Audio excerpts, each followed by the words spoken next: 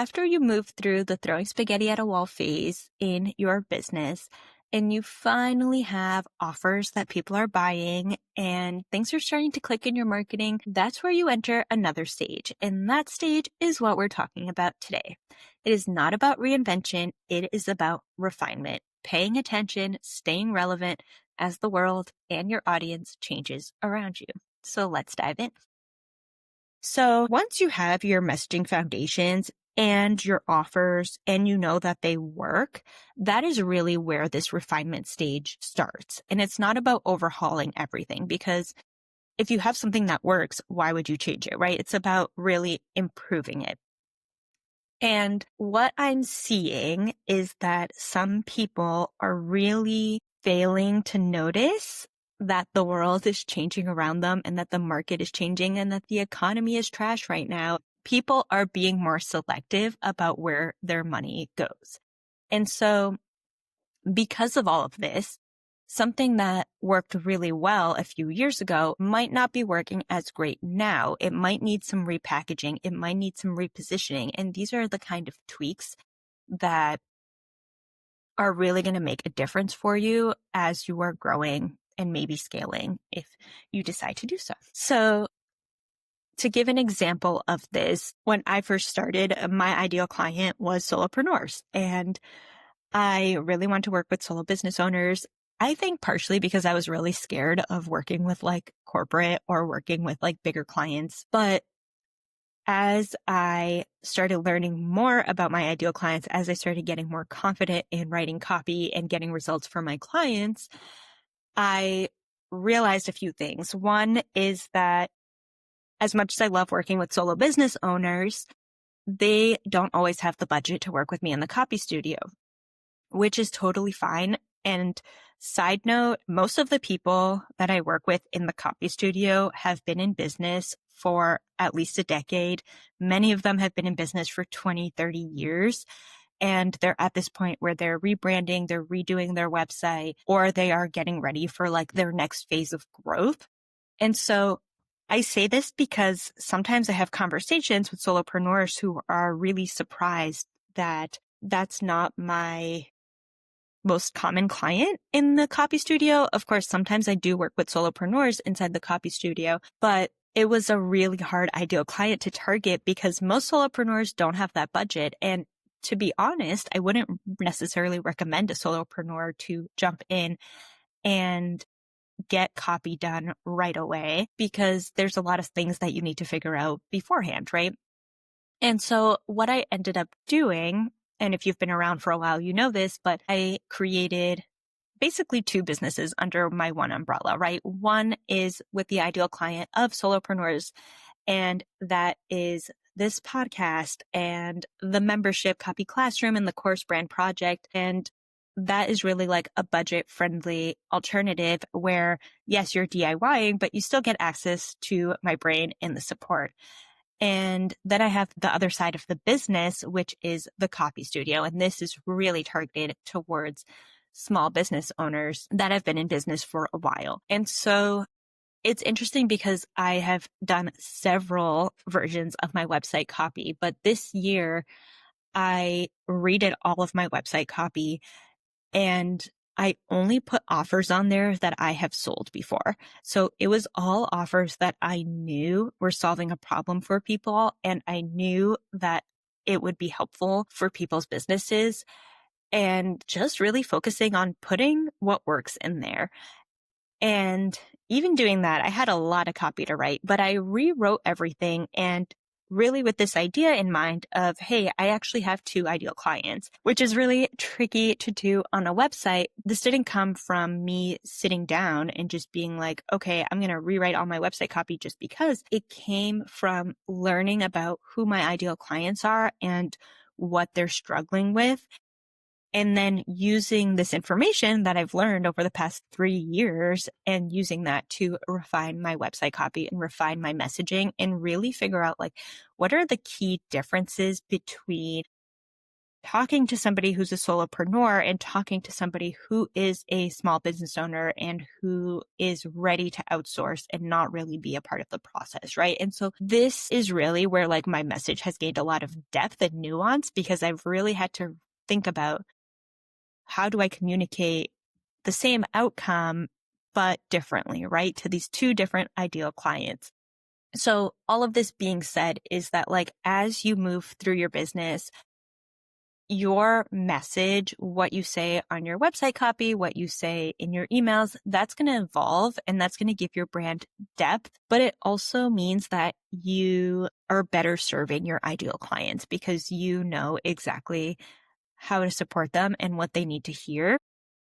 And really, it's not super complicated to do this. It's not like you could, set up market research interviews like once a year to really get a pulse on what your people are saying. But you can also just look at your data. And I don't necessarily mean your open rates and your click rates. You can totally look at those. They are very valuable pieces of information. But for me, I feel like the best data comes from observation and listening. My best data when I'm doing client projects always comes from conversations I have with my clients' clients. So like those end user interviews always give me so much insight into the client. And it's so interesting because it's like, they always say something that the client doesn't think to mention because the client is so in their business that they don't realize all the amazing things that they do. And it takes their clients to be like, oh, hey, like this person is awesome at this. And you really get some like really great gold messaging pieces from there. So yes, look at your analytics, but also tap into just like listening. There's this concept, I cannot remember who the author is, in education, where you're thinking about the different levels of data, and there's an argument for street data. And street data really is like observation and listening, like the stuff that happens in the classroom versus like the data that you collect from assessments. Like both are important. But I personally find that that street data, that observation data is so much more helpful because you can act on it much quicker. And it really just teaches you a lot. So for example, like when people reply to my marketing emails, like I get a lot of data. Like for somebody to reply to a marketing email, they have to really connect with it, right? Like I don't reply to a lot of marketing emails. I have to be like, oh, I have something to say about this. And so that is a lot of information when you're getting that engagement, right? It's something that people care about. Looking at what emails flopped, what campaigns flopped, like what are people skipping? That's also information. I think now staying silent on a lot of issues is a red flag for people because it's breaking trust. And I actually saw this Reddit post this morning about how trust is harder and harder to earn, right? And people aren't necessarily looking for trust signals anymore, right? Like a trust signal would be a testimonial on your landing page or social proof or, your accreditations, but they're not necessarily looking for that because trust has been so broken that they are instead looking for red flags. And so I think like coming out of this, like testimonials, yes, they're still useful, but they're not going as far. What people are really looking for is like, does your marketing match up with your customer service? Does your marketing match up with the outcomes that they're going to get? Would they refer you to a friend? Like those are going to go way further, and knowing why people are still choosing you and incorporating that into your message, that's going to be your refinement. That's going to help you get that long-term sustainability and success. So it's not really about like, I need to do a big rebrand every year or I need to start over with my messaging. It's listening to your people and noticing what are the subtle shifts, right? Like what is going to help you stay connected with your people. It's really about listening to what they're struggling with and what they need. It's interesting to look at it like with this political climate in the United States right now, you're seeing this like out of touchness with big brands, right? So like Target losing $12.4 billion after it canceled DEI back in February of 2025. people are paying attention about where their money is going, right? It's not just small businesses. It also is these big corporations like Starbucks closing unionized stores. They are losing customers because of that, because they keep closing down the unionized stores. They've closed down a bunch of locations near me. But people are voting with their money. Another example that I saw recently is the Washington Post that has the slogan, "Democracy dies in darkness," but ever since Jeff Bezos bought it, has not been really fulfilling its press integrity the way that it should, and has been losing a ton of money.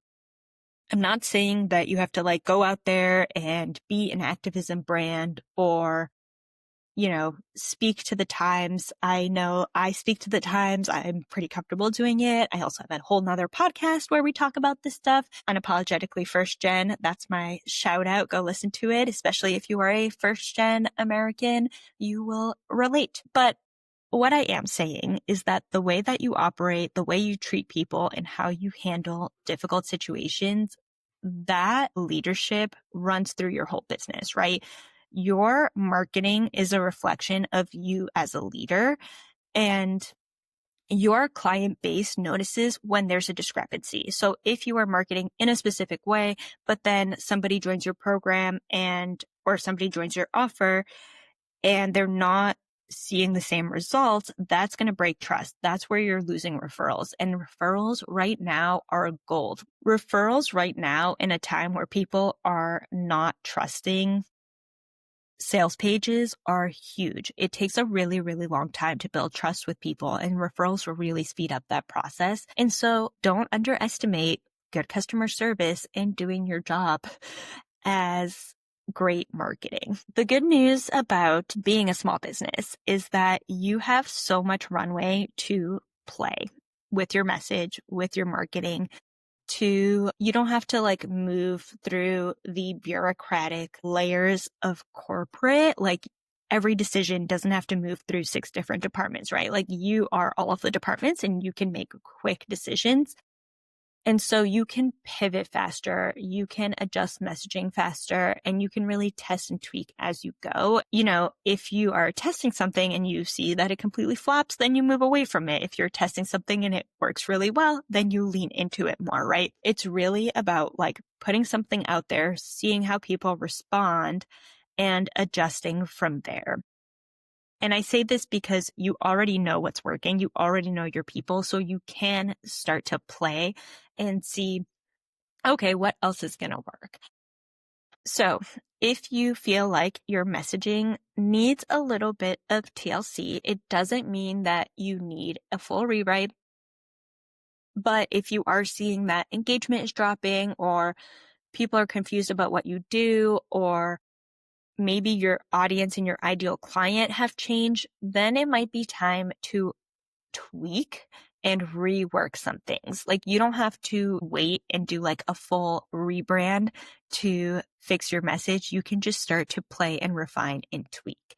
And if you want a second pair of eyes, that is exactly what I do inside Copy Studio, flexible support that helps you keep your message fresh as your business grows. So thank you so much for listening. Just remember to listen to your audience and pay attention to what's going on, and that will help you stay relevant and grow a long-term sustainable business. Thanks again for listening, and until next time. That's a wrap on today's episode. If you enjoyed this episode, make sure to rate and leave a review on your preferred listening platform. If you haven't, make sure you subscribe for weekly episodes about how to make money and work with the dreamiest of clients without having to get dressed in the morning. Make sure to check out the show notes down below, and I'll see you in the next episode.